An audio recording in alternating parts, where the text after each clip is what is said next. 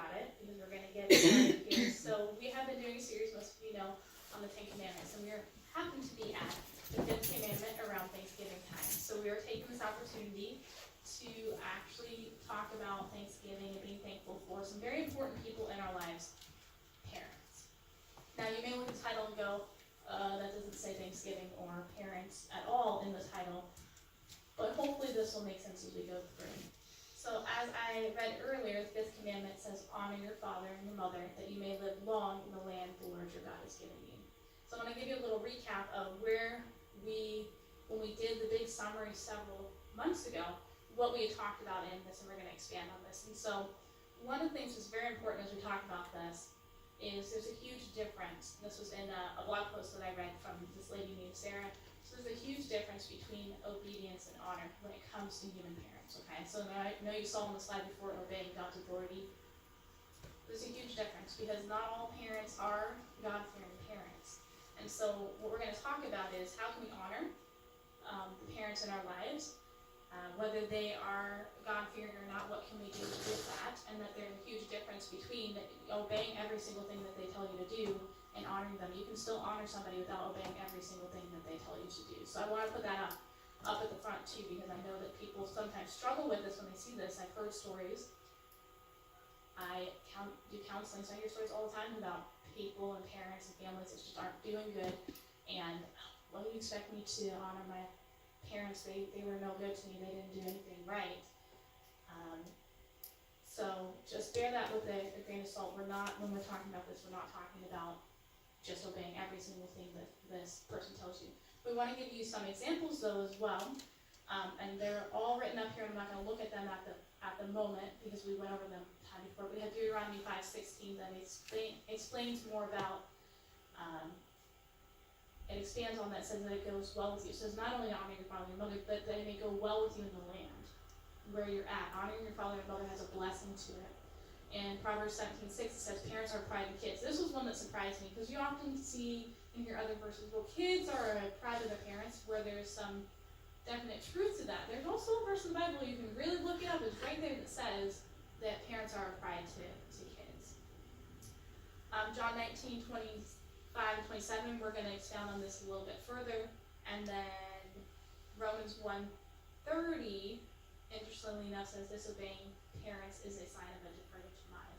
I didn't make this up. The Bible truly does say this. It says if you don't figure out how to honor your parents, I know it says disobeying in that particular version, but the idea is to be able to settle things with your family first, because if you think about it this way, we're going to talk about this more. God, we tend to talk about him as a father, and if you don't understand how to interact with your earthly father, it's going to be really hard to interact with the heavenly father, and that's a big stumbling point for people. And I think that's definitely we'll expound on this a little bit more. I think that's why it's so hard these days, because Satan has really attacked families, and I'm going to stop there because I'm not going to steal their thunder on that. Brooke, yes. I have a question. Do you know anything at all about Sarah Booger? Obviously you found something of interest pertaining to our sermon this morning, but do you know anything at all about her and where she comes from? She's a Christian blogger. Beyond that, she writes just different themes from her life and from things out of the Bible. And so this came out of a blog that she wrote about actually honoring parents. One other thing I want to add here is we have honor is linked to humility and kindness and grace, and I think this is one of the pieces as we go along. If you're wondering, how do I interact with somebody, especially if we're talking parents, that aren't, I'm going to use this really loosely, maybe worthy of honor, worthy of what we think of as honor. This gives some really good points to dealing with people with humility, kindness, and grace is a good place to start. So I want to share two stories or two examples of how this in the Bible interacts. It comes from two different angles. One is the story of Hannah and Samuel, and most of you probably know this, and that's 1 Samuel. If you want to go through your Bibles with me, 1 Samuel 1.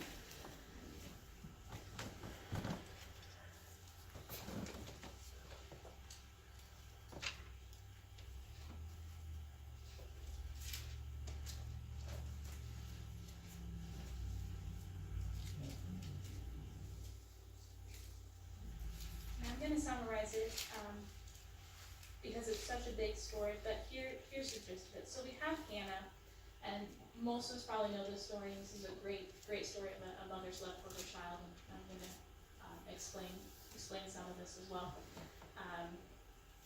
Where I'm going with this, because I know we're talking about honoring our parents, but we have Hannah, who is just distraught because she hasn't been able to have children, right? And so she's year to year goes to the temple with her husband and with the rest of the family, and she's just so distraught that one year she's praying so fervently that the priest comes up and is like, "Oh my goodness, have you been drinking?" Like, she looks so distraught, and she's like, "No, I'm not drinking, I'm just so distraught." She doesn't tell him what's bothering her. She just says, "I'm just praying to the Lord." And the priest says, "Okay, well, may God grant you what you asked for." This is Brooke's summary, by the way. And by the next year, she has a son. And so her dedication in this story is such that she, as a parent, says, "Okay, God, give me the son. I'm going to give this child back to you." And she gives this child back to God. And I think the beauty in this story is that you see later on, year after year, she keeps coming back to see him. She brings a coat, she brings things for him, and gives him a really solid foundation for growing up in, because he's now hanging out with Eli. And if you don't know a lot about Eli, he doesn't have the, I'm going to use a judgment call here, he doesn't have the best parenting skills, because his children aren't turning out so great. Now, we can't blame it entirely on Eli, okay, all right, because children do make their own choices, all right, so I am saying that for parents. I'm not entirely saying that everything is Eli's fault, but he certainly is pretty lax in his parenting. But Samuel, because he had such a good start, he's able to live in that environment that isn't so great to be around if you think about it, and he comes out looking pretty good. He comes out being faithful to the Lord, and all because of his mother's dedication. And I like to think, and I know I'm adding a little bit in here, but we see later when Samuel is older, he goes back to his hometown. I like to think that he goes back there because of his mother's love, and he probably is helping take care of her and caring for her. It doesn't give us that in there, but we know how Bible times that's how they would work. Sons would help take care of the family. And so I want to present that as just an example of how parents and children, how influential parents can be on the lives of children. And there's lots of other ones in the Bible for sure. One more story that I want to share is an example of Jesus and how he treated his mother. And we're going to go over to John, book of John, chapter 19. So John 19, verse 26 is what we're going to look at. So now we're going to look at it from a in quotes, child's point of view. Jesus isn't a child, but he is acting as an earthly son in this case. So it's John 19:26. And Jesus is dying on the cross at this point. All right, so he's on the cross, he's actively dying, and I'm going to actually back it up to 26. It says, "Near the cross of Jesus stood his mother's sister, Mary the wife of Cleophas, and Mary Magdalene." And then at 26 it says, "When Jesus saw his mother there, the disciple whom he loved, standing nearby, he said to his mother, 'Dear woman, here is your son,' and to the disciple, 'Here's your mother.' From that time on, this disciple took her into his home." Jesus gives a very wonderful example. He is literally in the middle of agony and pain. He's dying, and he sees his mom, and he sees his disciple John, who wrote this book, and he uses, we probably wouldn't say like here and here. He kind of uses terms we might not use or they translate it that way. Basically, what he's saying is, "Mom, I want you to think of John as as your son, and John, I want you to think of my mom as your mother. Please take care of her." And we know that he does that. We see that later on. But it's a great example how Jesus honored his earthly mother, even in a moment where he could have just been all about himself, which he wouldn't be because he's Jesus and he's God and he's perfect, so he doesn't have to worry about that kind of stuff. But you think of it from an earthly perspective, we might be tempted to say, "Look here, I'm in a lot of pain. I don't care about anything else that's going on here." And he still takes the time to set an example to say, "My mother needs to be taken care of."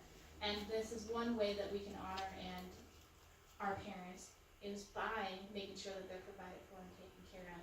And that means a great deal of many things, so I'm not going to give you exactly what that looks like, but in the spirit of, as we looked at earlier, humility and grace and kindness in dealing with them, because I know that it's not always easy when we talk about families to deal with each other.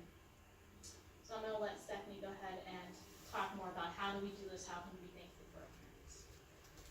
So, being thankful for us parents are, well, brought us into this world, and they may not have the means to give us everything we want, or but they do their best to help us through our trouble, even if they are having trouble themselves. So the attack, Satan is attacking families because he knows that can bring everyone closer to God. So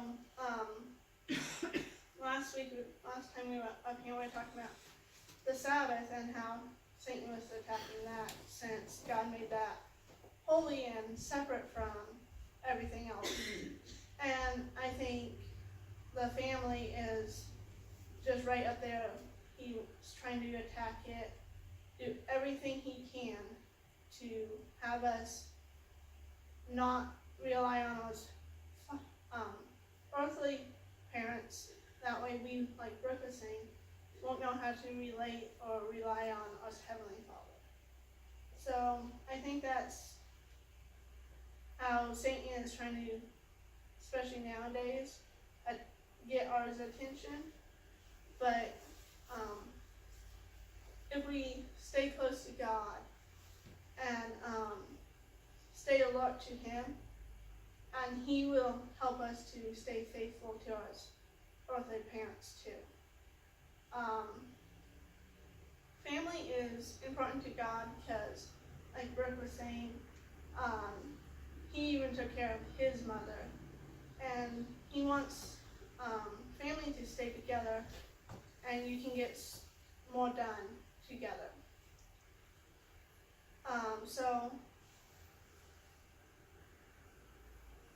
Sorry, I lost my train of thought. If we look at today's world, the families are gone. It's getting destroyed. People are getting diverse, and it's not only just our family, but it's our church family too. Because that is, if we don't have a stable family, we can go to a church and have a family there. So Satan's even trying to destroy that family. He wants us to be brokenhearted and not have that faith in God. And so I want to ask what people, when we had people write down stuff earlier in the sermon, what are some of the things we can be thankful for as parents? Go ahead. Thankful my mother had morning devotions for my siblings and I each morning. Even before school, she had that. Mine's a little bit long here, and I'll read it quick though. My parents were the most generous, loving, kind people, and they loved us all unconditionally, no matter where we were in our lives, and loved others that way too. They had pure joy, even when they were suffering. And I thought, what a lesson that is for me to strive for. I wrote down Christian education. I know my mom, she worked a lot of babysitting jobs and everything else, just to pay for us kids to be able to go. There was 3 of us boys go to Christian school all the way through academy. And it was very important to her. And of course, discipline would have been the other one. They were parents that cared. There was a board of education that sat in the corner that we were familiar with. In use, lots. Yeah. My parents were very giving, and from an early age, we learned to always look for people who might need some kind of help. And if we were able to provide that help, to give it.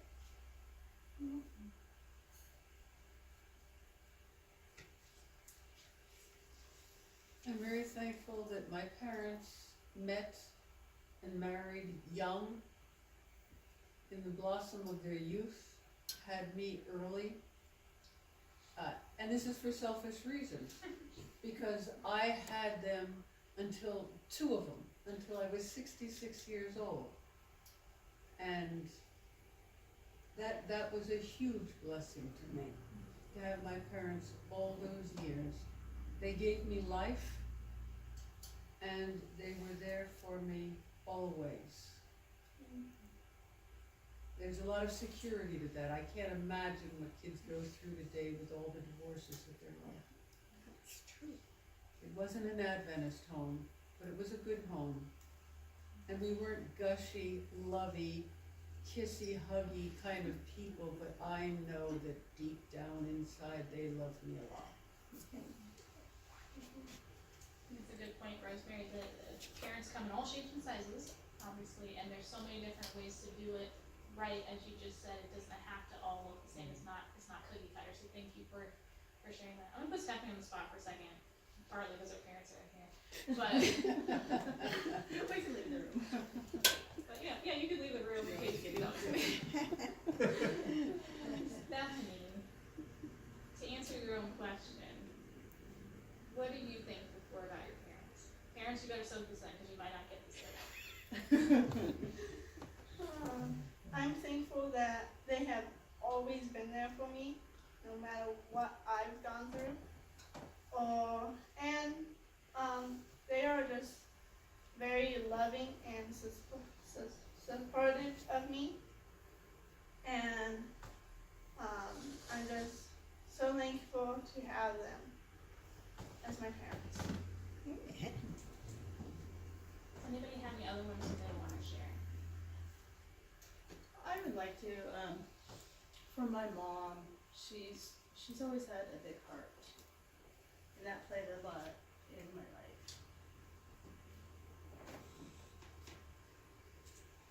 To be fair, I'll answer the question too because my mom's not here. That's okay though, I'll text her later because we're gonna encourage you guys, those of you who still have parents that you can do this with, or just family in general. I'm thankful for, actually kind of there's two things that Marlon said and Peter said. My mom was one of those ones that read us every morning too.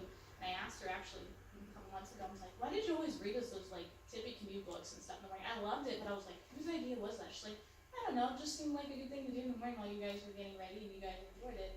And I've always had really fond memories of her taking the time to read to us first thing in the morning. I don't know how we had time to do that, but we did. She made time. I know Marlon was saying after my dad had died that my mom got us through Christian education no matter what. So I'm thankful for her for doing that. And my dad, who has since passed, I'm thankful he was a big encourager. He was somebody that was very much an encourager even at a young age to tell us, you know, you girls can do all these different things, and really just provided us with a lot of support and positive encouragement that even now as an adult I look back on that and go, I'm very thankful, even though he died when we were young, to have that support and encouragement from him. Is there any other ones that anybody wants to share? I'm thankful for my parents too, and their love for us no matter what, but also their example of a loving relationship too.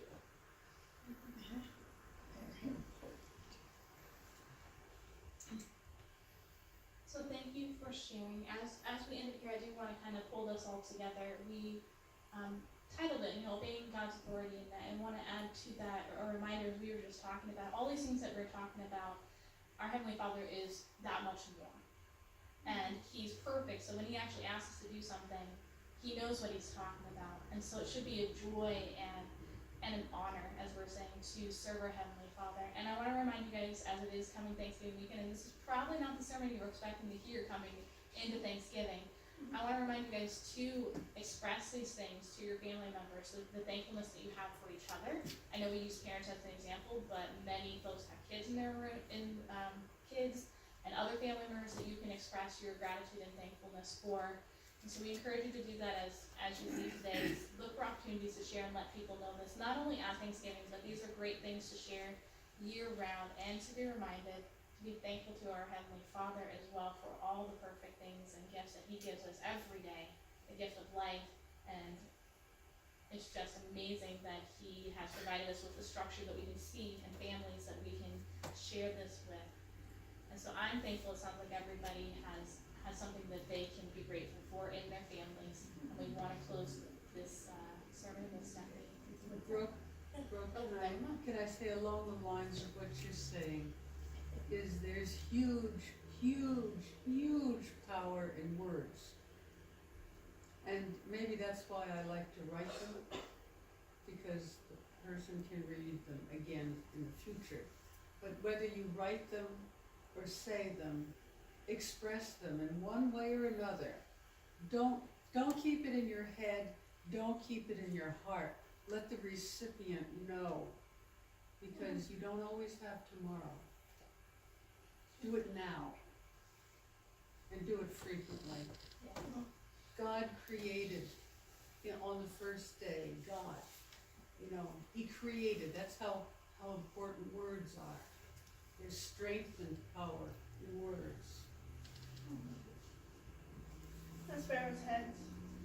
Dear Heavenly Father, we just thank you for your stories in the Bible that, like Brooke was saying, how there's examples of you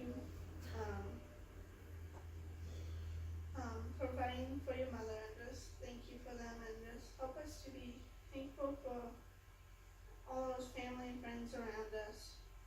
Thank you. In your name.